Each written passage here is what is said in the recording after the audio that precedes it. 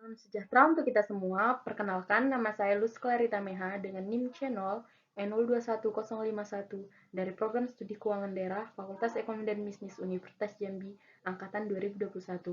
Baiklah, di sini saya akan memaparkan sedikit materi yang saya rangkum dalam PPT saya sendiri mengenai laporan keuangan sektor publik, di mana dosen pengampunya yaitu Bapak Dr. Wirmi Eka Putra. Baiklah, langsung saja. Pokok pembahasan kali ini yang akan dipaparkan dalam materi saya yang pertama, definisi laporan keuangan sektor publik. Yang kedua, tujuan dan fungsi laporan keuangan sektor publik. Ketiga, jenis-jenis laporan keuangan dalam sektor publik.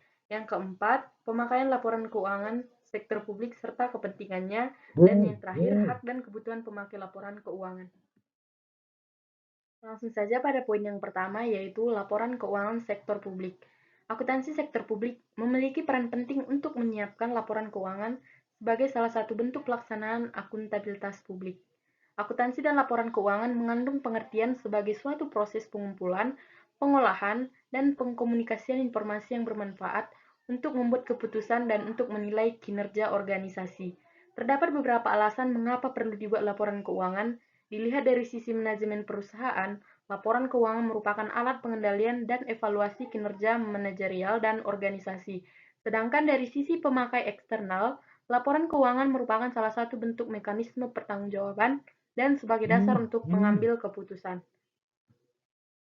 Poin yang kedua yaitu tujuan dan fungsi laporan keuangan sektor publik.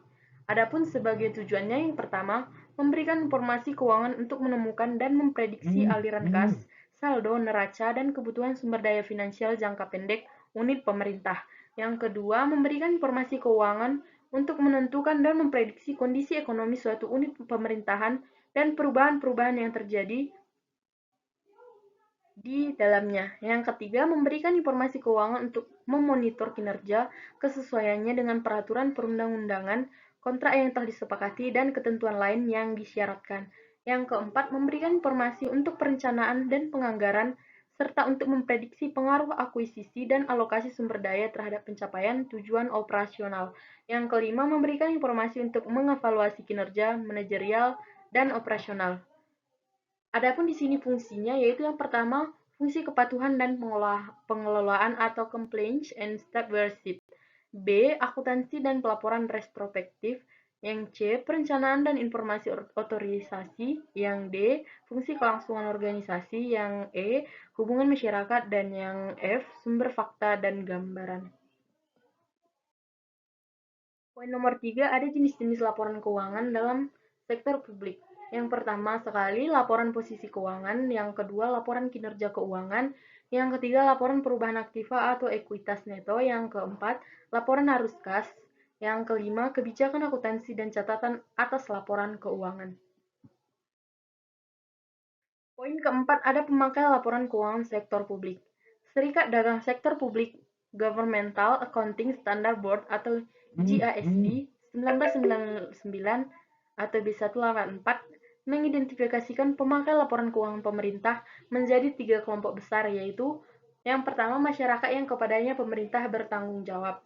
Yang kedua, legislatif dan badan pengawasan yang secara langsung mewakili rakyat. Yang ketiga, investor dan kreditur yang memberi pinjaman dan atau berpartisipasi dalam proses pemberian pinjaman. Poin yang kelima, ada hak dan kebutuhan pemakai laporan keuangan. Pada dasarnya, masyarakat atau publik memiliki hak dasar terhadap pemerintah, yaitu pertama, hak untuk mengetahui atau right to know, yaitu yang pertama mengetahui kebijakan pemerintah, yang kedua mengetahui keputusan yang diambil pemerintah, yang ketiga mengetahui alasan dilakukannya suatu kebijakan dan keputusan tertentu. Hak yang kedua yaitu hak untuk diberi informasi atau right to be informed, yang meliputi hak untuk diberi penjelasan secara terbuka atas permasalahan-permasalahan yang tertentu yang menjadi perdebatan publik. Hak yang ketiga yaitu ada hak untuk didengar aspirasinya atau right to be heard and to be listened to. Laporan keuangan pemerintah merupakan hak publik yang harus diberikan oleh pemerintah, baik pusat maupun daerah. Hak publik atas informasi keuangan muncul sebagai konsekuensi konsep pertanggungjawaban publik. Pertanggungjawaban publik masyarakat organisasi publik untuk memberikan laporan keuangan sebagai bukti pertanggungjawaban dan pengelolaan atau accountability atau stewardship. Kebutuhan informasi pemakai laporan keuangan pemerintah tersebut dapat diringkas sebagai berikut. Yang pertama, masyarakat pengguna pelayanan publik membutuhkan informasi atas biaya, harga, dan kualitas pelayanan yang diberikan. Yang kedua, masyarakat pembayar pajak dan pemberi bantuan ingin mengetahui keberadaan dan penggunaan dana yang telah diberikan. Publik ingin mengetahui apakah pemerintah melakukan ketaatan fiskal dan ketaatan pada peraturan perundang-undangan atas pengeluaran-pengeluaran yang dilakukan. Yang ketiga, kreditor dan investor membutuhkan informasi untuk menghitung tingkat risiko, likuiditas, dan solvabilitas. Yang keempat, parlemen dan kelompok politik memerlukan informasi keuangan untuk melakukan fungsi pengawasan, pencegahan terjadinya laporan yang biasa atas kondisi keuangan pemerintah, dan menyelewengkan keuangan negara.